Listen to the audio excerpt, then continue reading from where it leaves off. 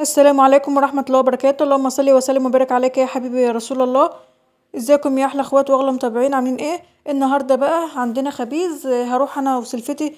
هنعجن بقى طشت عجين كده ونروح الفرن، الطين بقى بتاعنا البلد الجميل ده عشان نخبزه.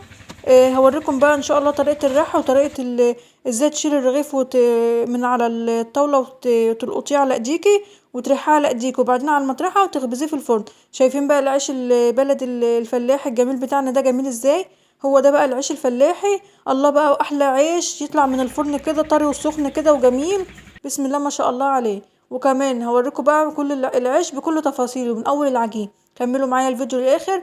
بس قبل ما ابدا الفيديو حطوا اللايك، عشان اللايك هو اللي بيرفع الفيديو. لو انتوا اول مره تشوفوا القناه تنزلوا تحت اعملوا اشتراك للقناه، عشان يوصلكوا، فعلوا جرس الاشعارات عشان يوصلكوا كل جديد.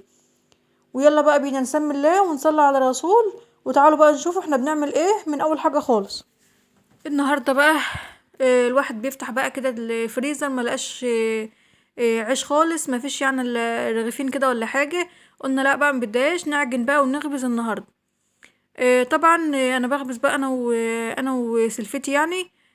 بنتعاون مع بعض بقى ونخبز ونقسم العيش. يعني بنخبز العيش يعني وهو مخبوز.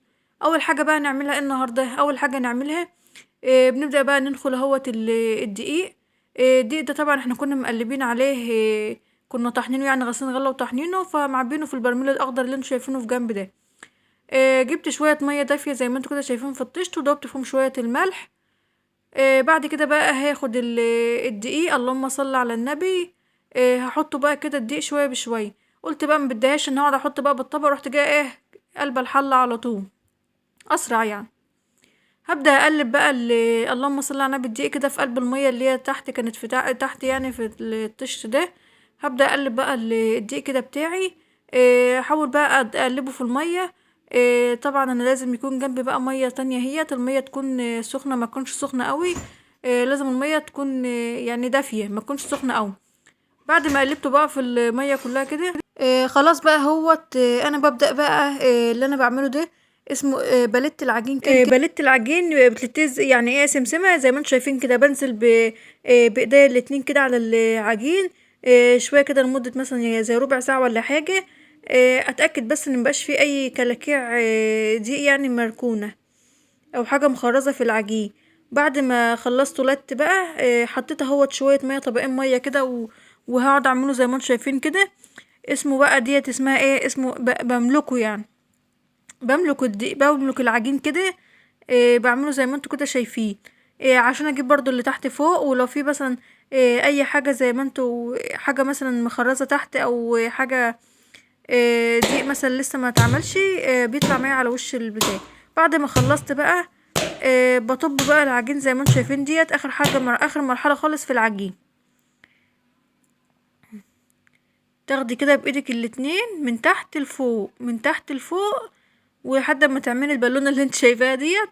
ولازم طبعا صوص الطب يكون جايب اخر الجيران يبقوا عارفين ان احنا بنخبز. بعد كده بقى هندخله جوه في الاوضه اللي جوه، عشان الدفى من الجو ساقعه. هنغطيه بكذا بطانيه، 3 4 بطاطين كده، ونسيبه لمده ساعتين.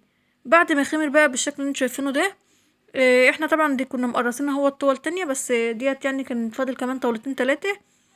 الطول ديت احنا رشينها ردة ناعمة بتاعة الخبيز.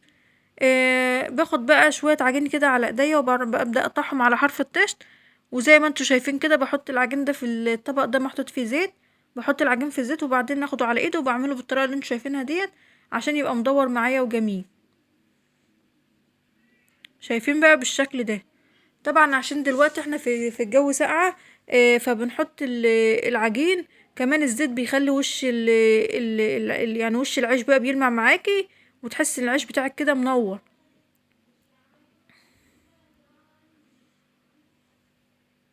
بالشكل بقى اللي انتوا شايفينه ده. احنا كمان بقى في الشتاء دلوقتي في السقعة.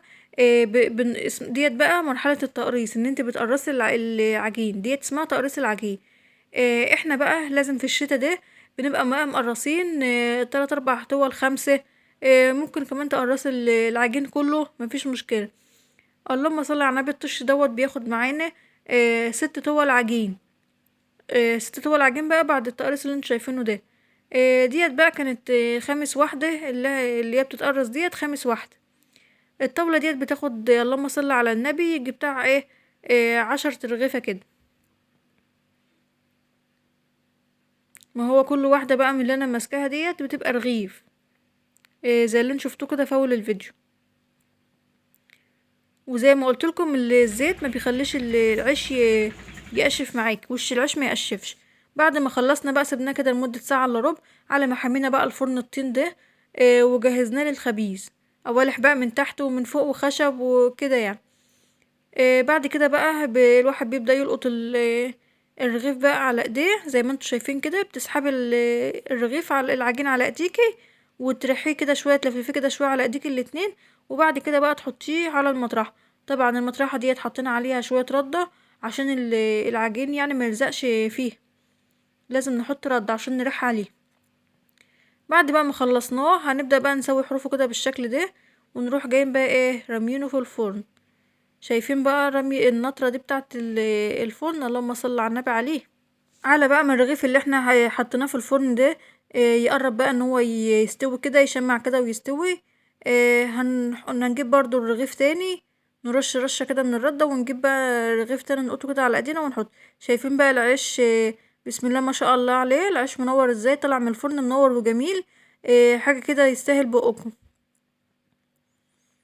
مفيش احلى من العيش الفلاحي وهو طالع كده من الفرن. بقى شوية العيش دولت عايزين بقى اي حاجة تحريشة كده، ولا شوية عدس، ولا اي حاجة من دي، وبالهنا والشفا. طبعا يوم الخبيز ده احنا بنحط بقى اللهم صل على النبي، بنحط بطاطس بتنجان رومي نشويه. بنحط بقى بطاطا بندس في الفرن ده بقى كده كله جنب العيش كده، واحنا بنخبزه.